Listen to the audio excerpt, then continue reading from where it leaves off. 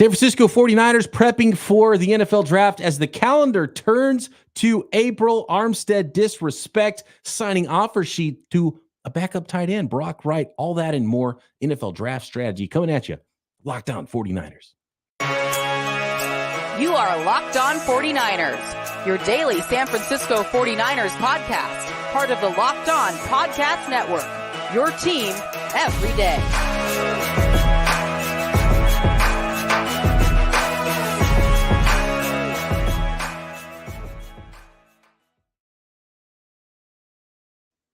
Welcome to Locked On 49ers. Brian Peacock and Eric Crocker at BD Peacock at Crocky209. Thanks everybody for making us your first listen on the Locked On Podcast Network, your team every day, including Easter. Hope everyone had a great Easter holiday. And we appreciate all the everydayers out there that are locked in with us all the time as we break down everything going on with your San Francisco 49ers through draft season, through the off season, through the regular season, and through the postseason in recent years, which has been a whole lot of fun. So appreciate everyone with us through all of it. And we appreciate everybody who is subscribed. And please subscribe right now. Hit that subscribe button on YouTube and everywhere you get your podcasts. We appreciate it. Today's episode of Locked On 49ers is brought to you by FanDuel. Make every moment more. Right now, new customers get $200 in bonus bets with any winning $5 bet. That's $200. If your bet wins, visit FanDuel.com/lockedon to get started. All right, Croc. A story that developed last week that we're deep in prospects and we're breaking down prospects, and we're going to, by the way, everybody, a brand new YouTube channel is going to be launching real soon. OT with BP, Overtime with Brian Peacock. OT stands for overtime. OT stands for off topic. It's going to be a non-structured sort of a podcast, and we're going to go live on that during the NFL draft, and Croc and I are going to show up on there and hammer out a big board here because we've got a lot of prospects, and I think we've watched the prospects. We've done a deep dive on the prospect the 49ers will draft at pick 31. Who will it be? Croc and I are going to hammer out a big board there on the other podcast because we'll have more time to do it there rather than here. So make sure you subscribe to that, and I'll have the links to for everybody on, and I might even talk baseball. I mean, no rules on this new YouTube channel. Okay. That's the OT BP that is coming. So just a little teaser there for that. But last week we're knee deep in prospects. Croc talking about all these guys the 49ers might draft in the first, second, third round. And we didn't talk much about this Arik Armstead story. And I was a little bit, to be honest with you, Croc, I felt some disrespect with the numbers I saw thrown out there that the 49ers might have offered Arik Armstead, and I'm not surprised at all that he said, "Nah, I'm good. I'm going to hit the market," and ended up getting a lot more money with the Jacksonville Jaguars. What do you think about this story and Arik Armstead talking about how he felt maybe a little bit disrespected about the offer he got from the 49ers this offseason? I think the conversation surrounding Arik Armstead needs to be bigger than just football. All right, so let's go to our personal lives. Everybody listening to this podcast right now, Peacock, myself, your value is whatever someone is willing to pay you. And who is to say that that is an overpayment in any way? All right. So when he looked at how the 49ers value, and if the 49ers value that way, you've been hurt at times, you missed times. Maybe people look at, oh, well, it's not great sack production. However you view it, they valued him a different way than he valued himself. And if you feel like your value is more than that, maybe you would feel disrespectful. And then he goes and he says, you know what? I'm going to test the market. I'm going to see what my value is and see if someone's thoughts on me and their value of me aligns with how I see myself. And the Jacksonville Jaguars said, hey, we value you much more than the 49ers value. So there's a lot of people that's kind of giving him a hard time and pushing back on him feeling disrespected. But I would say if a team values you more and is willing to pay you that, then I would say he was right with how disrespected he felt by the 49ers. Now, the 49ers have every right to give him that offer, which what I saw floating around, 1 year, $6 million. He's like, absolutely not. Fans are justifying it. He's been hurt. He's been banged up, etc. And then maybe that's the 49ers angle on it and why they didn't value him as much. But it was really cool to see him get his money. And there's also a segment or a certain section of fans, and I won't just say 49 fans, but just sports fans, that they don't view athletes as like a real person. They view athletes as a piece to like their favorite team organization, but they're just like you and I. So, wherever you're from out there, and I'm from Stockton, California, I see a lot of crazy stuff, and I see a lot of really cool. There's a lot of people doing good. Just like your classroom is made up of all different personalities and things, a locker room is the exact same way. No amount of money changes a real person. All it does is kind of enhance who you are. I saw it firsthand. They are regular people. They just have more money in their bank accounts, but they make decisions just like all of us, sometimes wrong, sometimes right, etc. When it comes to him and how much he maybe values a championship, he gave it several tries with the 49ers to win the championship, and he didn't win. So then now there's people saying, well, good luck. You'll never win a championship with Jacksonville Jaguars. You're chasing money. He never won one with the 49ers. Not a Super Bowl, not the championship they're talking about. So I said to Arik Armstead, I think he gave the 49ers some really good years. He played well. It was exciting to see the growth of him and what he means to those players on and off of the field. But he's entering a different chapter of his life, maybe setting himself up for retirement financially, and maybe trying to make a couple runs with the Jacksonville Jaguars, which will they be better than 49ers? I wouldn't bet on it, but I don't knock him for doing what he felt is best for his situation. So we got to start looking at some of these athletes as real people and in real life situations. None of y'all would turn down $28 million guaranteed for 1 year, $6 million that's not guaranteed to actually win a Super Bowl. Like, there's nobody in this chat that would do that. No, I mean, imagine for the Niners. Like, absolutely not. Right. Imagine your boss comes to you and says, I want you to take a pay cut, and the guy across the street's going to pay you 4 times what that pay cut offer would be. Of course you're going to leave that job and you're going to go to the other job. And I get the part of, and when I first heard about the disrespected thing, and a lot of the responses were, it's just business. And that's true. It is just business in a lot of ways.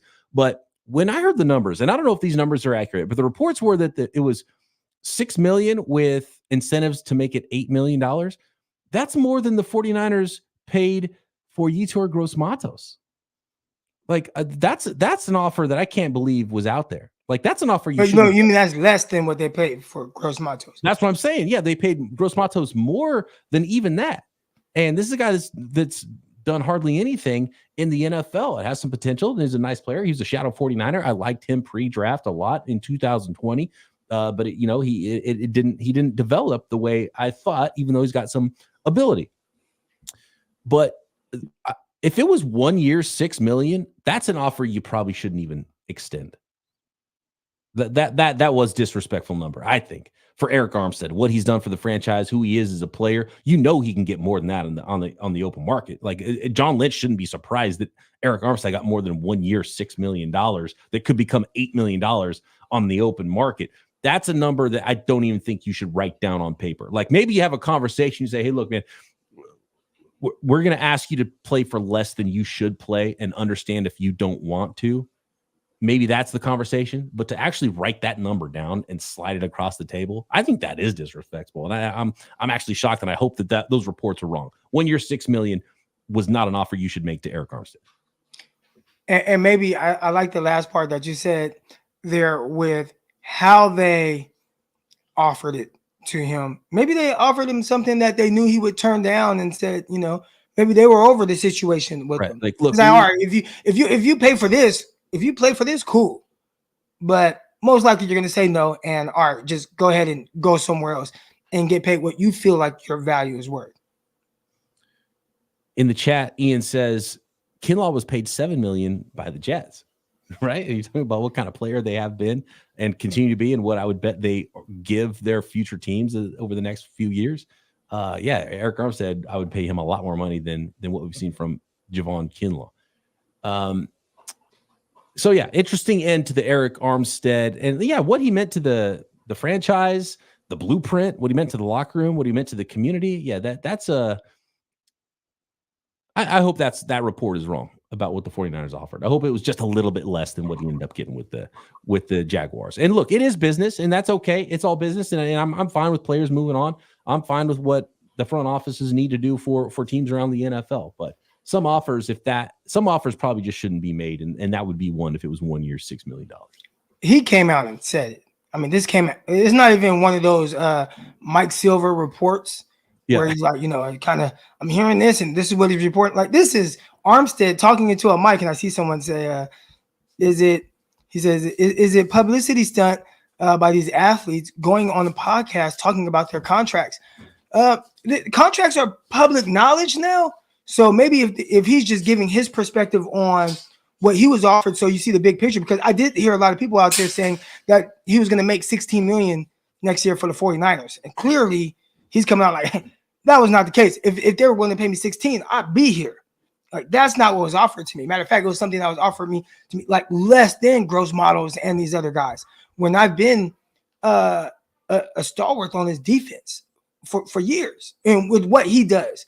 And again, not a high volume sack guy, but he does a lot of really good stuff, even as a pass rusher from the interior. So I don't think it's a publicity stunt. I think it's just being open to the faithful who, for him to talk to y'all, like he values whatever relationship he has with the fan base.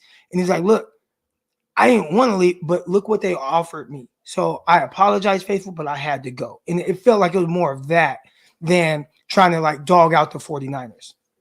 Absolutely. Let's talk Brandon Aiyuk, where he's at with his contract with the San Francisco 49ers. Niners extended an offer to future tight end too, potentially for the team, if it is not matched by the Detroit Lions. And let's talk NFL draft. Let us know what you want to know about the NFL draft strategy for the 49ers as the calendar turns to April. Next. Today's episode of Locked On 49ers is brought to you by FanDuel. The sports calendar is loaded, and FanDuel's making it even more exciting to get in on all of this action. And I talk about it all the time. I think April is one of the two best months in sports. April, October. The weather's good. We had a little picnic in my backyard. The sun was shining. Had a good old time. The tournament, Final Four. You got Major League Baseball opening day. The season is upon us there. And, of course, the NFL draft. I love me some April. You can get involved in all of it at FanDuel. And right now, new customers get $200 in bonus bets with any winning $5 bet. That's $200 you can use to bet on the tourney, Major League Baseball, NBA, NHL, and so much more. Visit FanDuel.com/lockedon and make your first bet a big win. That is FanDuel, America's #1 sportsbook.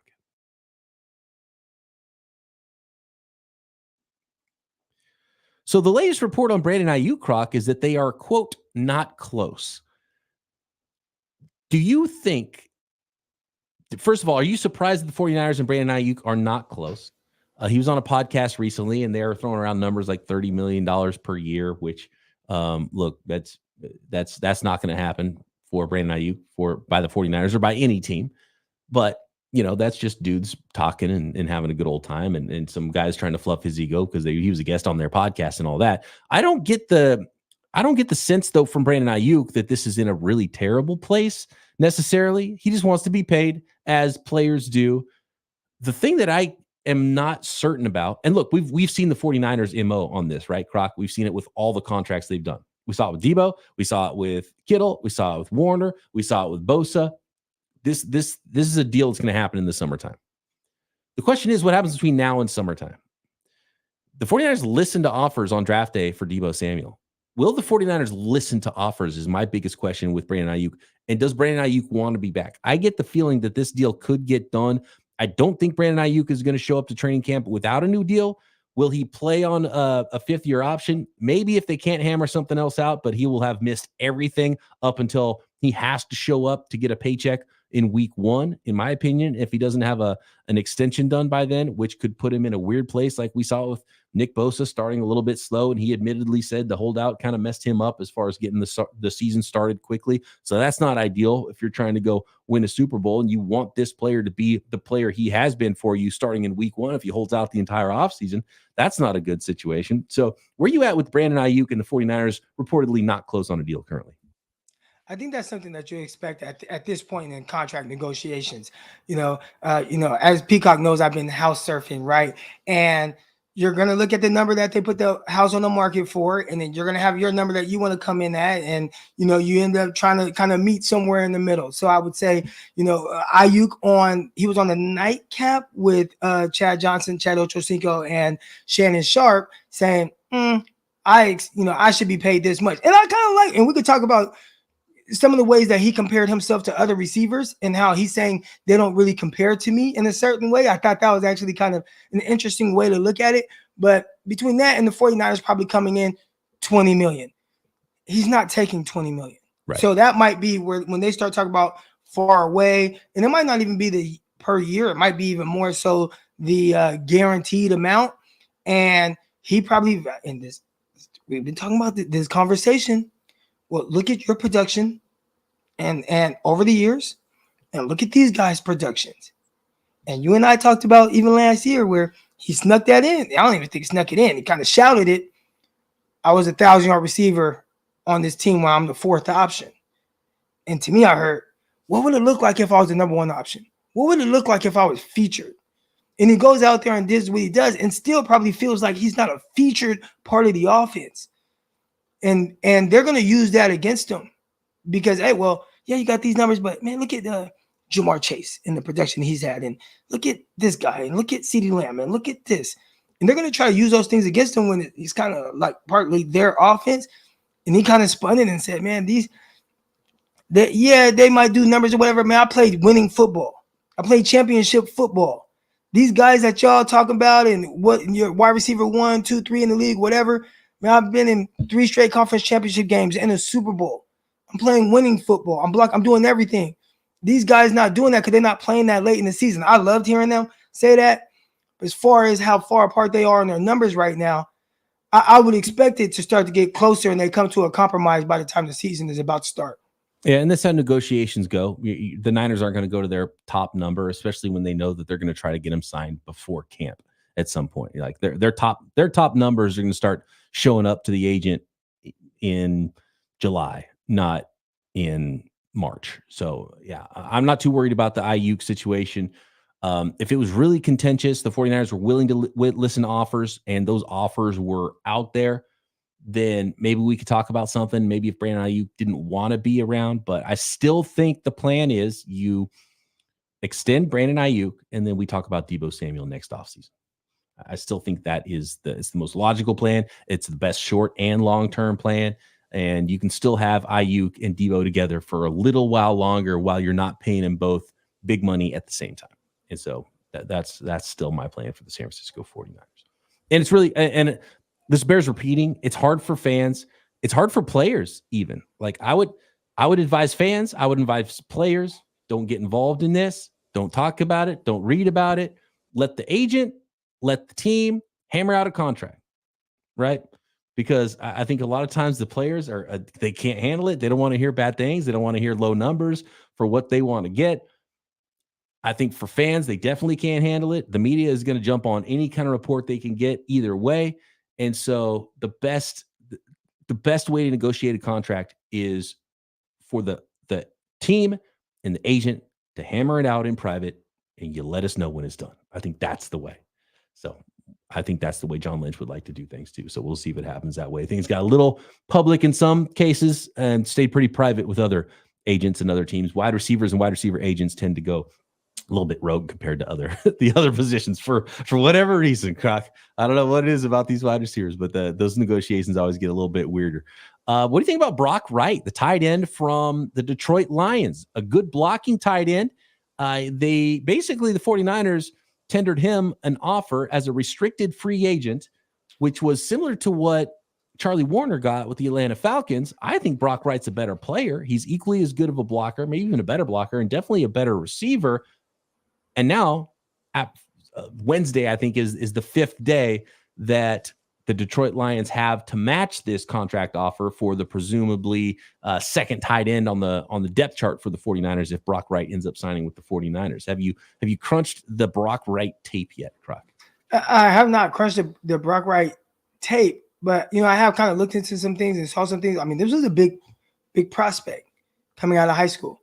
And from a production standpoint, he's kind of underachieved a little bit. And he's shown enough value, there goes that word again, for the Lions to where, kind of like the 49ers with Juwan Jennings, where you and I feel like Juwan Jennings is replaceable, but there's no reason to let him go right now when you can tend to him, keep him around, and he does good things. So if Wright is a guy who they feel the same way about him as the 49ers feel with Juwan Jennings, I would say that's a solid pickup for the 49ers, especially when right now, at least heading into the draft, who the hell is the 49ers tight end to? I mean, and they drafted the guys last year. I think this might speak volumes to that. They might be far apart, even though we saw Willis in the Super Bowl get some snaps, but they might be kind of far away from being able to really produce the way the 49ers need on this championship caliber team. So, man, you bring him in, he potentially your tight end too. Maybe you try to see if you can get better than him. Likely, unless you draft a tight end at 31, which we haven't even looked in the tight ends.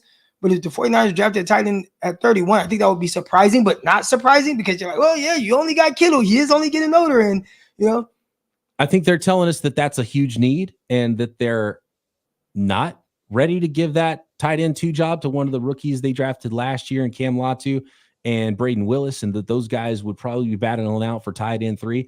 And if the Detroit Lions do end up signing and, matching that offer to Brock Wright, clearly the 49ers think that tight end 2 is a need. And so they might draft another guy in the first day or two of the NFL draft to be that player, or maybe hit the free agent market, maybe in the trade market again too. So clearly that's a need. And the 49ers are telling us that. And we'll see if Brock Wright ends up a 49er or if the Detroit Lions match by Wednesday.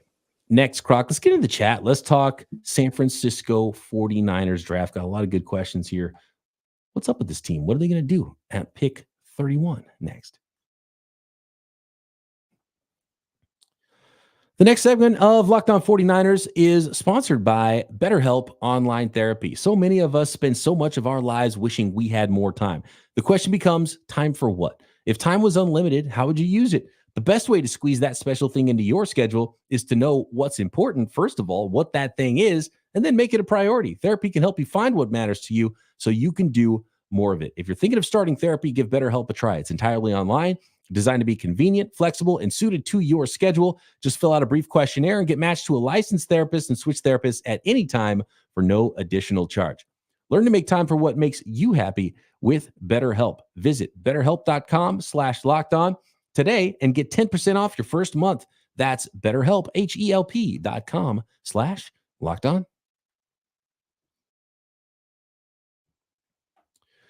All right, Croc, let's dip into the chat here. A lot of questions about what the 49ers are doing. What do you think about this strategy? Best player available no matter what. Little draft day reference. Actually, I saw that movie just like last week. For some reason, I walked into the room. My wife put draft day on. And I was like, why'd you put this movie on? I was surprised to see it. And it was fun to watch. And it's so ridiculous. Was that your first time watching it? I saw it a long time ago and remembered being like, for someone who loves the actual draft, this movie is trash and I can't watch. It was like one of those, like, it's so out there that I can't. But I enjoyed watching it this time. It had been a little while. Best player available, ideally, is always the plan, especially in round 1, right, Croc? I think you have your board, and it is highest player on your board matching with a need. So I don't think you go with need, but let's say if you have a tight end that you have really high on your board, and he's higher or slightly higher than a left tackle that you have, I think you go with the left tackle as opposed to the guy that's the highest on your board if it's close. But if it's far away and this tight end is like, oh man, I can't believe he's still here, and maybe tight end is a bad choice to use because we just talked about how maybe it's a sneaky need for the 49ers. But you go with the player, even if it's not a need, but it's just like, I can't believe he's here, then you draft that guy. But I think you try to match value with need / best player available. Yeah, best player available at this little cluster of positions potentially. And could wide receiver be that player? Dumpster Fire Dan wants to know, could BPA at 31 be a wide receiver? And could that wide receiver be Ladd McConkey? That's someone we did a deep dive on recently, Croc. We both liked him quite a bit. I liked him a lot more than I was expecting to like him. I mean, I saw someone earlier say draft crush. He might be a draft crush of mine because I just look and see, man, all the different ways you'd be able to utilize him in this offense, and just how the threat of his speed, how he utilizes that to run all of his routes, but really open things up for the other guys underneath. I think that hurt the 49ers in the Super Bowl, like not having a true take the top off defense guy. So you had the Chiefs who were like, let's just go man against these guys. They're going to leave Aiyuk stationary and Deebo Samuel, he's only catching passes behind the line of scrimmage. Let's force them to try to beat us over the top. 49ers couldn't do it. Maybe a guy like McConkey could open things up just a little bit. Do you have a draft crush, Croc? Not necessarily someone that is going to be there. Is there a player that you could see sliding to where the 49ers are? Like best, we're talking this draft crush. This is best case scenario for the 49ers at 31. It might be, one of these tackles. Is it Fuaga? Fuaga might be mine because we watched him. He was the first guy we watched. He was the first deep dive prospect because we saw him a lot in these mocks. Good run blocking, right tackle in college, could play early. It was like, okay, scouting report seems like this would be a good fit. And we watched him. It was like, man, I like this guy a lot. Little shorter arms, bigger body guy. He could be someone that could slide down to near pick 31. And then the more we watch all these other prospects, Croc, he was still my favorite guy. He was the first guy we watched, and he's my favorite of all the guys I've watched. So he kind of climbs up my boards, and I can see why people keep putting him higher and higher in mock drafts. I still don't think he's going to be a top 10 guy in the end, but he's still probably going to have to be a trade-up player. How high do you trade up, though? Like pick 23? I don't see him falling to 31, but at this point, I think Fuaga just meeting value, the way he plays. I could see him being someone who John Lynch loves the way he plays. Kyle Shanahan loves the way he plays. He's a great run blocker, can play early at right tackle, a position of need that you would like to upgrade on the offensive line. So he kind of checks all the boxes for the 49ers. I feel like we've watched a lot of guys that we expect to kind of be there around 31. So I haven't watched or truly evaluated some of the top guys. So maybe a draft crush, if I watched the film, would be, man, just Caleb Williams or something, right? But it's like I didn't really watch Caleb Williams film or Jaden Daniels. Obviously, I watched a lot of their games during the season, but as far as having a draft crush on those guys, that's a little special. I haven't really quite seen that. The guys that we've watched, and we've watched a lot of them now, it's like there's a lot of guys I like, but I did want to see this. Ian Sharp here says Danny Gray and Pettis never worked out. He's talking about receivers. Danny Gray, I'm not surprised that it hasn't worked out yet. And we'll see if he continues to put the work in and maybe, another year really helps him. Pettis, I will say, I think I was a little surprised at how it kind of went because he showed a lot, even like actually playing on the field with the 49ers. It was his first game. Remember, caught that ball, toe tap back of the end zone. Jimmy Garoppolo did the little spin out, threw the ball downfield. Pettis catches it for a touchdown in the back. He was routing guys up his rookie year. I know he got banged up a little bit, but whooping guys in the slant. He caught a post, ran it 75 yards. Like he showed a lot, and then it just went nowhere, which was really weird. He got like in the doghouse and then mentally couldn't get out. So Pettis was a little weird that he didn't work out. Danny Gray, if you watched our evaluations of him, you listened to me talk about him on social media, you'd say, oh, okay, I see it. Why Croc wasn't as high on him. Wide receivers in round one have a really low hit rate too. If you just think about recent drafts and historic drafts and early wide receivers, I still think that round two is the sweet spot for wide receivers in recent history. I think it's a sweet spot for wide receivers in this class. If you look at some of the wide receivers the 49ers have reportedly met with, a guy that we're about to do a deep dive episode on in Javon Baker out of UCF, Malachi Corley, all these guys, they're second round guys. So I think that might be the plan. And I think that's a good plan for the 49ers. I think round two. And I think Ladd McConkey is one of those guys that's like maybe 31, but if he slips into the second round, now we're talking. I just think that's the way to go. So round two right now is the round I'm circling when it comes to wide receivers. Dumpster Fire Dan in the chat says too deep of a draft to trade up, in my opinion.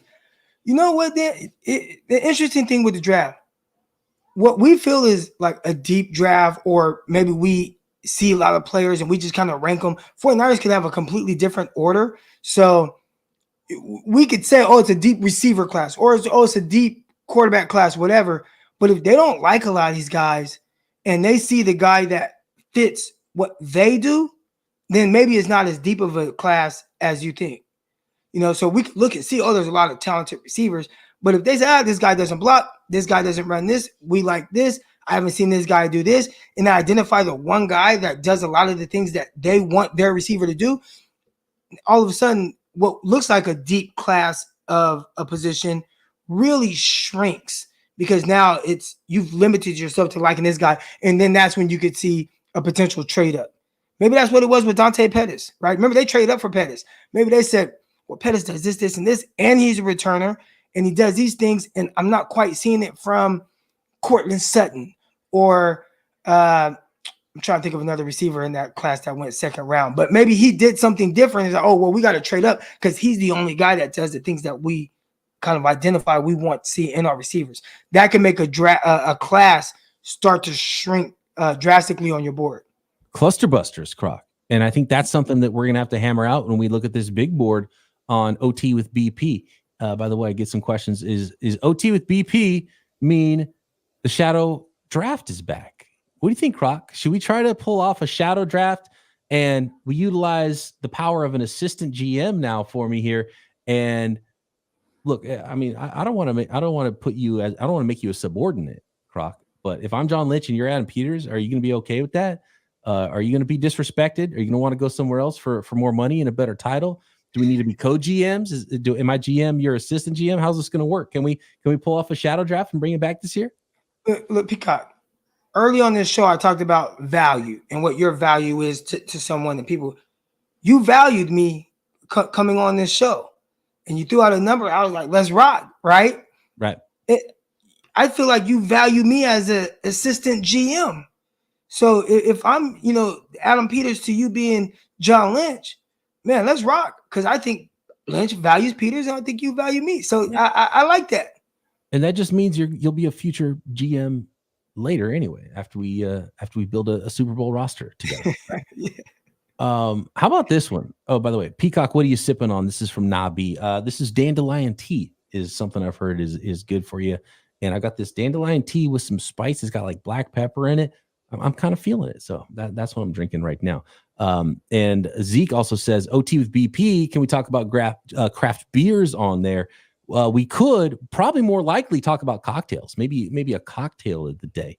I usually geek out on that more than craft beers, although I do like myself a craft beer as well. There's no rules on OT with BP. That's the point. It's overtime.